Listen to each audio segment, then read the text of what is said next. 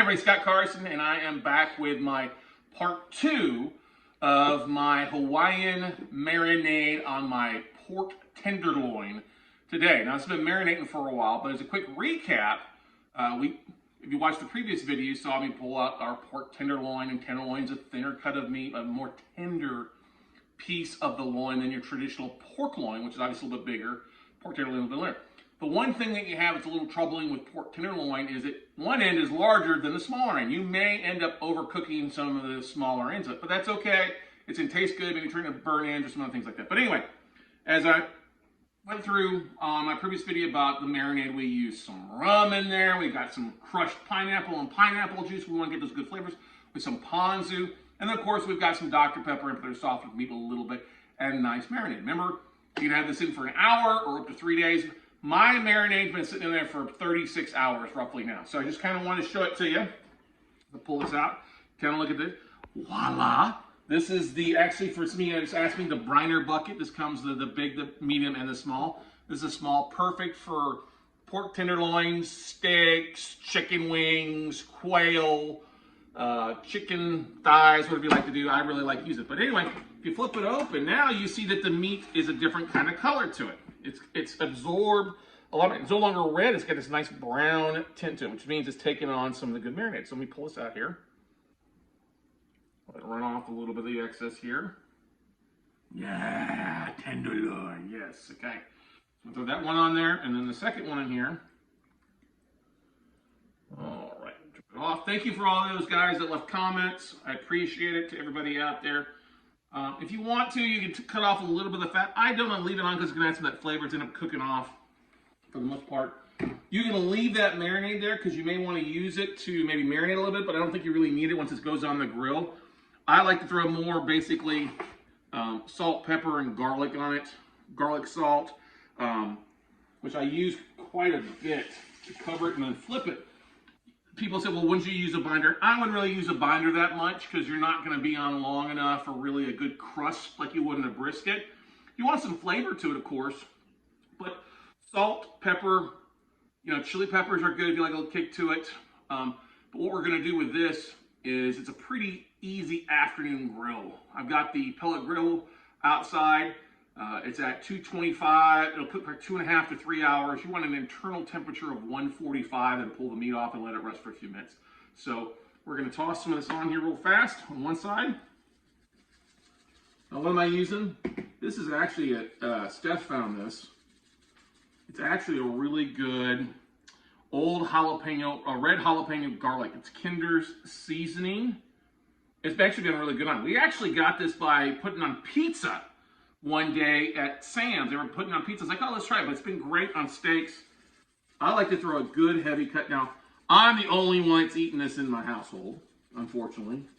My better half doesn't eat pork, which is okay. That's her decision. Means more meat for me. All right. So we're going to go ahead and kind of, like I said, coat these side of this. Not too much, because it's going to have a lot of flavor in it. One thing you could also do is you could take some fresh pineapple and slice up some pineapple, put it in the grill along with it. That crushed pineapple, will end up using that in the dip later on. Or you could just get your circles of pineapple, throw that on, grill a little beside. There's always a nice little mix to it as well. But anyway, we're about to take this outside now, throw it on the grill, and let it smoke, like I said, for 225 for about 2 to 3 hours.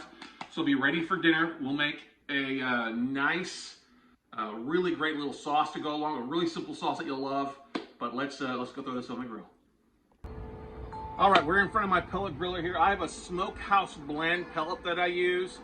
I actually like using my little Old Smoky or my little actual charcoal smoker is really good too, but it's harder to control the heat. The pellet smoker, we all know, is the lazy man's way of smoking, but it works great. I actually have to crank this up till it's about 270 inside for 15 minutes to get it warm. It's been going for that about now. It's at 275 right now is what it's saying. So I'm going to pick this up. Yep, it says 250, so it's perfect. You see that? A good cut there. We're going to take the pork loin over here. We're going to flip it with the seasoned side down. Ooh. Can you hear that sizzle? That's a good sign. That's a good sound when your meat starts to sizzle on it. Put that one down. So If you come in closer a little bit, you'll probably see that they're a little bit different in sizes. So I would expect this one to cook faster than this thicker one. It's a little bit thicker here. Obviously, we're gonna add a little bit of salt, garlic salt to it. Cover it up. We'll go back over here with that red. There we go. Red chili. I like a little kick to it. We'll go in here. Now, what I'm gonna do is I'm gonna set this for basically an hour or two on my timer for an hour, and I'm gonna come out and actually rotate it once. Check the internal heat and rotate the meat once it's got nice grill marks on both sides. For the most part, make sure it's not getting too dried out. But basically, when I check the thermometer, I want to be at an easy 145 almost instantly when I do it. So anyway, I'll put this on here. Whoops. We're going to drop our temperature down here from 275 to 225 so it doesn't overheat. So now all you got to do is get your favorite beverage, sit down and have a 2-hour nap in the sun, get a good cigar, what I like to do, or go and make your sauce or your side to go along with it. And that's how you cook pork loin. We got a little bit more. We'll show you what it looks like, the finished product, and how we make our sauce when we wrap up this. All right, everybody. Hey, part 3 here. We have our beautiful pork tenderloin. Now, the smaller one cooked a little bit faster than the bigger one, which was expected. The smaller one took right at 2 hours to hit an internal temperature of 145 degrees. The bigger one took about 2.5 hours. Now, people always ask me, how do I get such a nice golden brown smoke without it being overly smoky? Well, the secret to that, really easy, is honey, okay?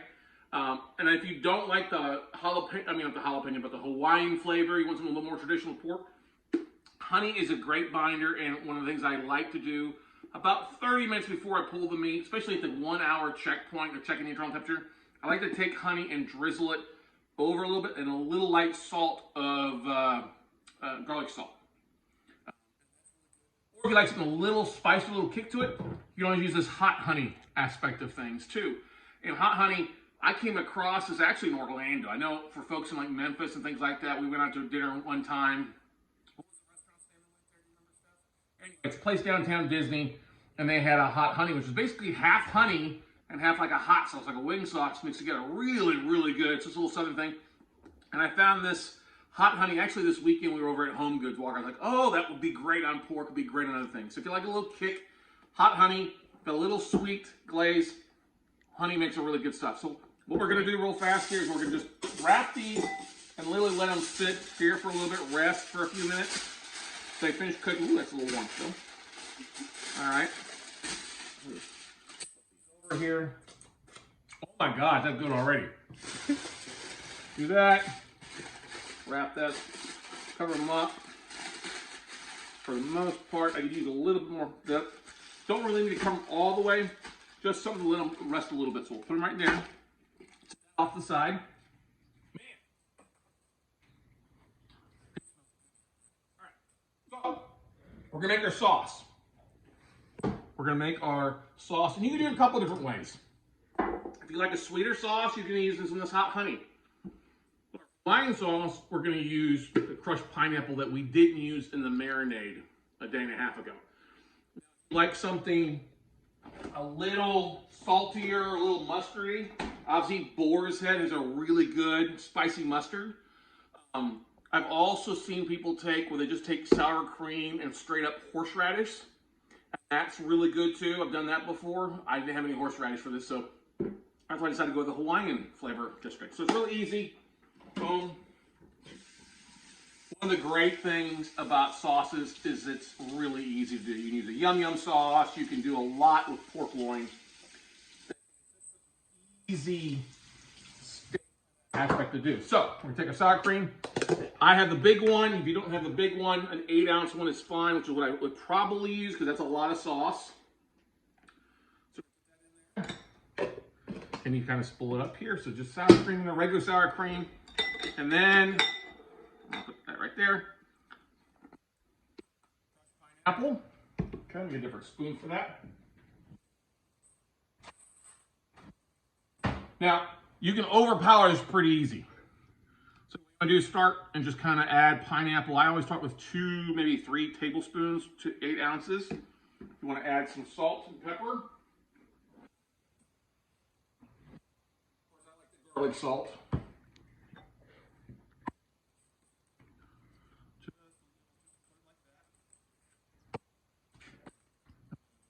Salt.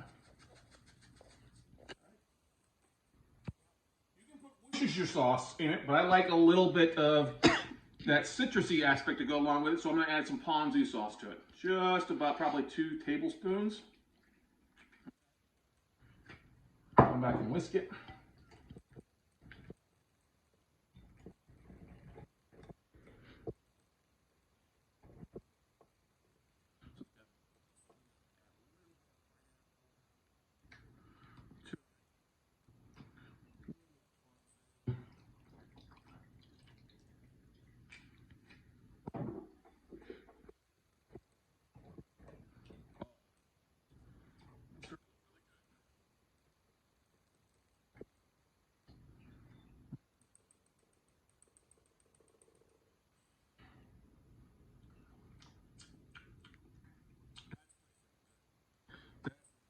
A little more.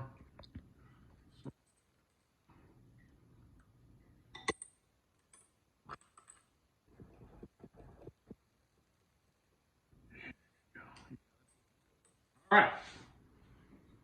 Now, help out with this. Let me move some of the stuff out of the way here. We got our sauce.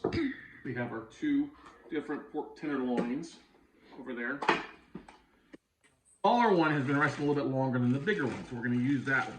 Look how beautiful this is. That meat is just phenomenal. You know what I mean?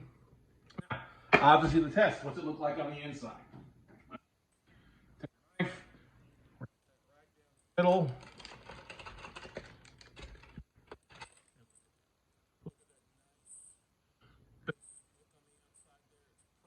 Done on the inside. That's the thicker one. Let's look at the smaller one here. This might be cooked a little bit more. Beautiful golden hue around it. Really, the smell is just making me hungry here. My stomach's about to be rumbling. So what you'll do, dip it in our sauce.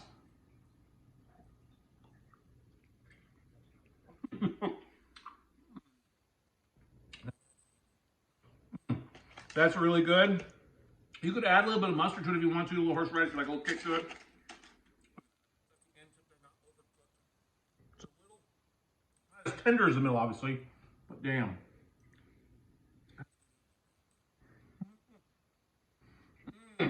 I love pork loin.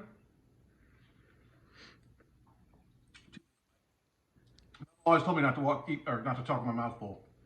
But anyway, guys, that's my Hawaiian flavored pork loin. It's got a nice sweet taste to the meat, even without the sauce. This is the marinade. It's just a phenomenal, easy recipe. And if you cook it like this, 2 hours, 2.5 hours, check it every few minutes, get that 145 inside, it's gonna be perfect eating for you. And you can go out and do this as well. So